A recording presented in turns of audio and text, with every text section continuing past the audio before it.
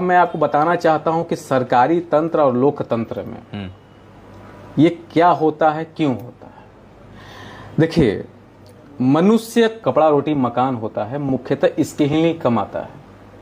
मुख्यतः वो इसी चीज के लिए कमाता है कि उसको कपड़ा रोटी मकान चाहिए, और ये जीवन के लिए सबसे महत्वपूर्ण चीज है।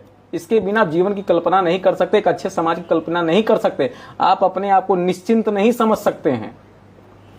लेकिन उसके बाद शिक्षा, स्वास्थ्य, सड़क, सुरक्षा, शिक्षा, स्वास्थ्य, सड़क, सुरक्षा, ये जो 4S है, इसके लिए हम लोग सरकार को चुनते हैं।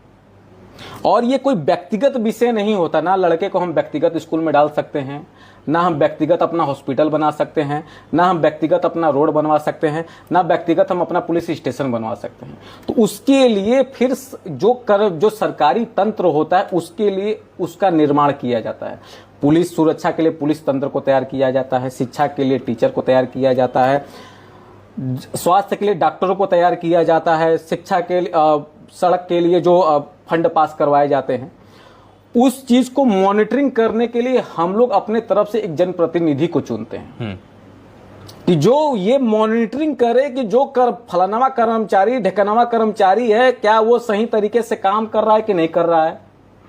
अगर सभासद है तो सभासद वो इसलिए है क्योंकि उसके वार्ड में जितने भी मेंबर हैं उनको मूलभूत सुविधाएं मिल रही है कि नहीं मिल रही है, उसके मोहल्ले में जितने भी लोग हैं उन सभी लोग राशन पा लिए कि नहीं पा लिए, उनका आवास बन गया कि नहीं बन गया, उनका शौचालय बन गया कि नहीं बन गया, उसका देखने का एक्चुअली जिताता भी आदमी इसीलिए ही है। लेकिन किसी को मालूम ही नहीं कि सभासद का उपयोग क्या है, सभासद का कार्य क्या है, प्रधान का कार्य क्या है। प्रधान अपने आप को प्रधानमंत्री समझते हैं। आप विश्वास मानिए, सभासद चेयरमैन अपने आप को राजा समझते हैं उस नगर का। एक्चुअल में ये नहीं है। एक्चुअल में ये है कि वो सभी चेयरमैन का दायित्व क्या है कि जितने भी उनके सभासद हैं, क्या सभासद जनता की समस्या को सुन रहे हैं कि नहीं है।